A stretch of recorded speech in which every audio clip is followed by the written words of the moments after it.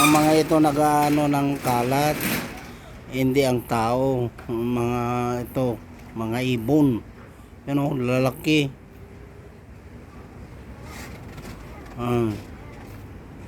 Sila ang nag-aano ng mga dumi.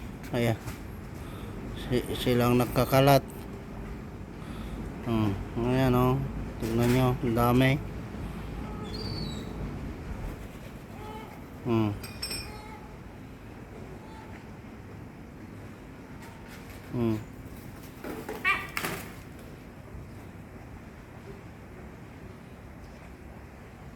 Sila nagkakalat ng mga dumi dito. Ano?